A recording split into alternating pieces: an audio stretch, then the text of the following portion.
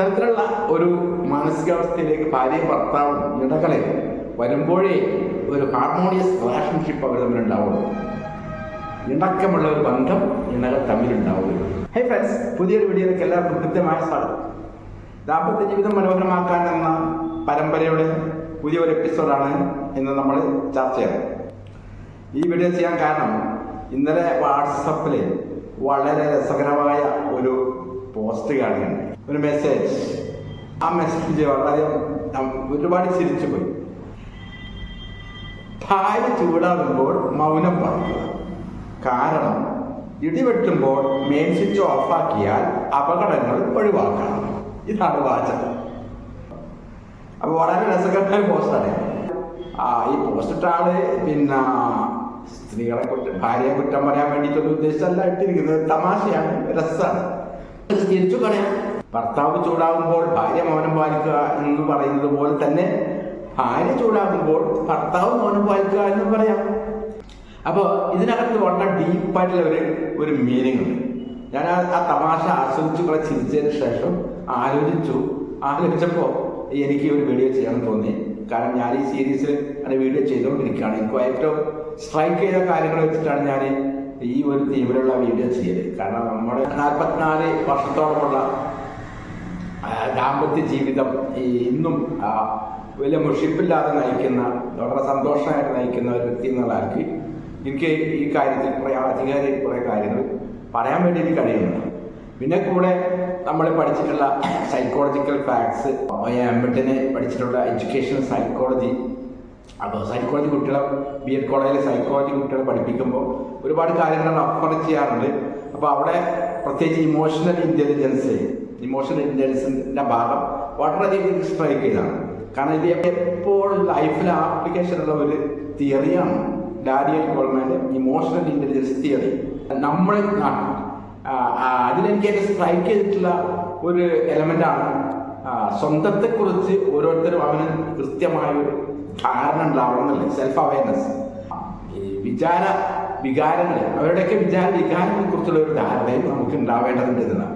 എങ്കിൽ മാത്രമേ ഈ ഒരു ക്ലാഷ് ഇല്ലാത്ത രൂപത്തിലുള്ള കമ്മ്യൂണിക്കേഷൻ രണ്ടുപേരും നമ്മൾ നടക്കുകയുള്ളൂ. അപ്പൊ ആ കമ്മ്യൂണിക്കേഷൻ ശരിയായ രീതിയിൽ, ഊഷ്മളമായ രീതിയിലുള്ള വളരെ ഹാർമോണിയസ് ആയിട്ടുള്ള രീതിയിലുള്ള കമ്മ്യൂണിക്കേഷൻ നടക്കണമെങ്കിൽ എന്ത് വേണം?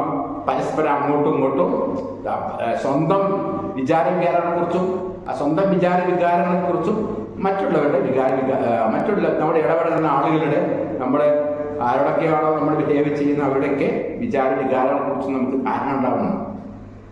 ഒരു വ്യക്തി, അത് ഭാര്യയോ ഭർത്താവോ ആയിക്കോട്ടെ, അമിതമായിട്ട് ചൂടായിക്കൊണ്ട് സംസാരിക്കുമ്പോൾ, വളരെ ദേഷ്യപ്പെട്ട് സംസാരിക്കുമ്പോൾ എതിർ കക്ഷി മറുഭാഗത്തുള്ള ആൾ ചിന്തിക്കേണ്ടത് എന്താണെന്ന് വെച്ചാൽ അദ്ദേഹം വളരെ ഇമോഷണലാണ്, നന്നായിട്ട് ആങ്കർ ദേഷ്യം അദ്ദേഹത്തെ ശരിയായ രീതിയിൽ സ്വാധീനിച്ചിട്ടുണ്ട്.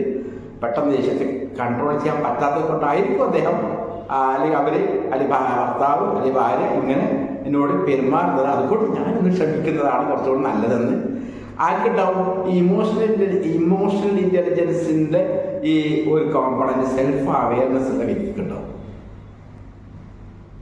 Self awareness. അപ്പൊ കാരണം നമ്മുടെ വികാരങ്ങളെ കുറിച്ച് നമുക്ക് ധാരണ. നമ്മൾ അമിതമായിട്ട് നമ്മൾ ദേഷ്യം പ്രകടിപ്പിക്കുമ്പോൾ അതിന്റെ കാരണം നമുക്ക് ഉള്ളിൽ നല്ല ദേഷ്യമുണ്ട്, അത് നമുക്ക് പ്രകടിപ്പിക്കാതിരിക്കാൻ കഴിയാത്തൊരവസ്ഥയാണ്. അത്രയ്ക്ക് നമുക്ക് ഫീൽ ആയിട്ടുണ്ടാവും ചിലപ്പോൾ. അതിനെക്കുറിച്ച് നമുക്ക് ധാരണ ഉണ്ട്. അപ്പൊ മറുകക്ഷി അവരായിരിക്കും ചിലപ്പോൾ. അപ്പൊ അതുകൊണ്ടായിരിക്കും. അതിനാൽ നമ്മൾ സംയമനം പാലിക്കുക. അങ്ങനെ തിരിച്ച് രണ്ടുപേരും സംയമനം പാലിച്ചാൽ തീരാവുന്ന പ്രശ്നമേ ഉള്ളൂ.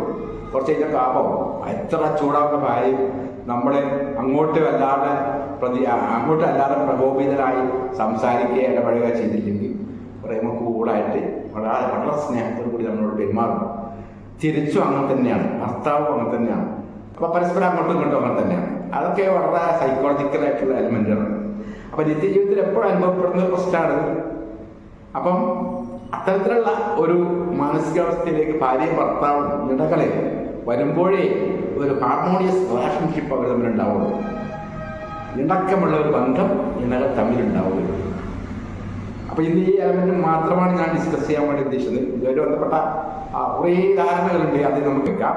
ഓക്കെ, ഒരുപാട് അനുഭവങ്ങൾ ഉള്ളത് കൊണ്ട് തന്നെ ആ ഒരു വിഷയത്തിൽ കൂടുതൽ വീഡിയോസ് ചെയ്യണമെന്ന് ഉദ്ദേശിക്കുന്നുണ്ട്. ദൈവം സഹായിച്ചാൽ ഇനിയും ഇതുപോലെയുള്ള ഈ തീമിനെ ബേസ് ചെയ്തുകൊണ്ട് തന്നെ കുറച്ചുകൂടെ വീഡിയോസ് ചെയ്യണമെന്ന് ഉദ്ദേശിക്കുന്നുണ്ട്. അപ്പോൾ ഈ വീഡിയോ നിങ്ങൾക്ക് ഇഷ്ടപ്പെട്ടെങ്കിൽ ലൈക്ക് ചെയ്യാം, കമൻറ്റ് ചെയ്യാം, ഷെയർ ചെയ്യാം. ഓക്കെ, ഇതുപോലെ ഉപകാരപ്രദമായ വീഡിയോസ് വീണ്ടും കാണാം. Thank you, all the best. ജയ് ഹിന്ദ്.